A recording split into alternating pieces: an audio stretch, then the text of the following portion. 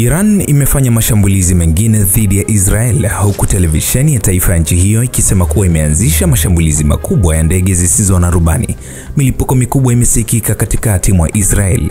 Video iliyothibitishwa na BBC pia inaonyesha moto ukiwaka karibu na kiwanda cha kusafisha mafuta cha Haifa nchini Israel, kufuatia makombora yaliyorushwa kutoka Iran usiku wa kuamkia leo. Mapema siku hiyo, runinga ya taifa ya Iran ilisema zaidi ya makombora 100 yalirushwa Israel yakilenga Haifa na Tel Aviv, huku watu watatu wakifariki baada ya Iran kushambulia eneo la Bat Yam, pwani ya Israel, kulingana na huduma za dharura za Israel.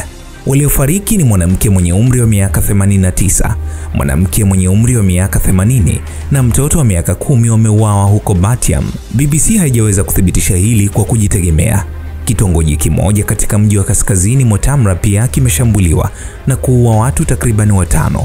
Vyombo vya habari vya Israel viliripoti, huku hali ikisemekana kuwa bado ni tete, na vikosi vya ulinzi vya Israel vilisema kuwa vimefanya mfululizo wa mashambulizi katika maeneo ya miundombinu mjini Tehran yanayohusiana na mpango wa nyuklia wa Iran. Jeshi linasema kuwa maeneo lengwa ni pamoja na makao makuu ya Wizara ya Ulinzi ya Iran na shirika la ubunifu na utafiti. Iliongeza kuwa ilishambulia maeneo zaidi yaliyolengwa ambayo yaliendeleza juhudi za serikali ya Iran kupata silaha za nyuklia, na ambapo serikali ya Iran ilificha hazina yake ya nyuklia. Awali, shirika la udhibiti wa nishati ya atomic la Iran lilifahamisha shirika la kimataifa wa nishati ya atomic kuwa viwango vya mionzi nje ya eneo la nyuklia la Isfahan havijabadilika. Haya yanajiri baada ya shirika la kimataifa la nishati ya atomic kuthibitisha kuwa majengo manne muhimu yameharibiwa na mashambulizi ya mara kwa mara ya Israel. Na wakati Israel na Iran zikiendelea kushambuliana kwa wimbi jipya la mashambulizi dhidi ya kila mmoja, Jumamosi usiku, haya ndiyo maeneo ambayo Israel imeshambulia nchini Iran. Wizara ya mafuta ya Iran imesema kuwa mashambulizi ya Israel yalilenga bohari ya mafuta ya Shahan na tanki la mafuta mjini Tehran. Maeneo yote mawili yalikuwa yana udhibiti, wizara ilisema. Wizara ya mafuta pia ilisema kuwa maeneo mawili makubwa ya gesi katika jimbo la Bushehr kusini yalishambuliwa na Israel.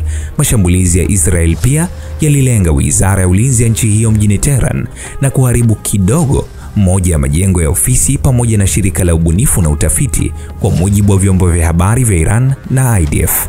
Maeneo haya yalilengwa kwa sababu ya uhusiano wao na mradi wa silaha za nyuklia wa Iran, IDF ilisema. Siku ya Jumamosi, IDF ilisema Israel pia ililenga eneo la chini magharibi mwa Iran lililotumika kuhifadhi na kurusha makombora ya kutoka ardhini hadi juu na makombora ya cruise, na kwamba vigogo waandamizi waliohusika na mradi huo pia wameuawa. Naam, huo ndo mkusanyiko wa matukio yaliyojiri juu ya vita vinavyoendelea juu ya Israel na Iran. Tuandikie mtazamo wako juu ya hili, lakini pia endelea kutufuatilia kila wakati kwa taarifa nyingine nyingi zaidi kutoka hapa.